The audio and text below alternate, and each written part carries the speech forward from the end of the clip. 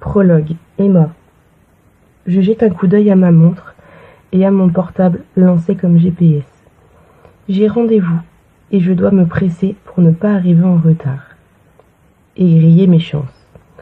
Voilà pourquoi j'arpente les rues de San Diego sur les coups de 12h30, bien couverte avec ma pochette sous le bras, mais également bien pressée aussi. Je suis arrivée ce matin et je dois encore me trouver du travail et un logement. Les yeux posés par terre, je réfléchis inconsciente de ce qui m'entoure. Je ne suis pas sûre que Gabin me reconnaisse s'il me croisait ici. J'ai coupé mes cheveux, arborant à présent un carré plongeant roux, et cela bien brillant. C'est Josh qui m'y a poussé, prétextant que ça m'aiderait à prendre un nouveau départ. Une nouvelle tête pour une nouvelle vie. Alors je n'ai pas hésité. Et j'ai tout coupé. Je me rappelle m'être réveillée ce matin-là, les bras de Josh passés autour de moi. Il m'a fallu du temps avant d'oser tout lui raconter. Et je n'ai pu m'empêcher de fondre en larmes. Il ne m'a pas jugée. D'ailleurs, il m'a conseillé du mieux qu'il le pouvait.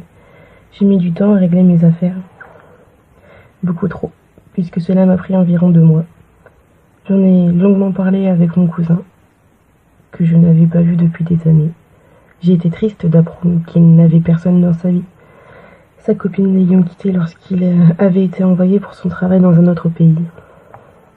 Elle avait paniqué à l'idée qu'il ne revienne pas, et elle était partie. Voilà pourquoi il m'a épaulé soigneusement.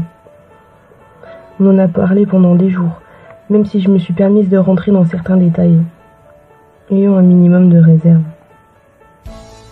La vie chez lui était géniale. Il me faisait rire lorsque je n'avais pas le moral. Et mon Dieu, ce que j'ai toujours bien mangé. D'ailleurs, j'ai prévu de rapidement me remettre au sport car j'ai pris énormément de ventre cet hiver. Josh est un très bon cuisinier. Je ne me suis jamais autant goinfrée. En parlant de lui, il va s'assurer que ma moto arrive à bon port. Il m'a sentie prête et m'a fait grimper dans un avion pour que je tente de retrouver l'homme que j'aime. Mais avant cela, il faut que je pense à moi, à l'endroit où je vais me loger, et où je vais gagner de quoi me nourrir avant de penser reconquérir l'homme de ma vie en espérant qu'il m'ait attendu.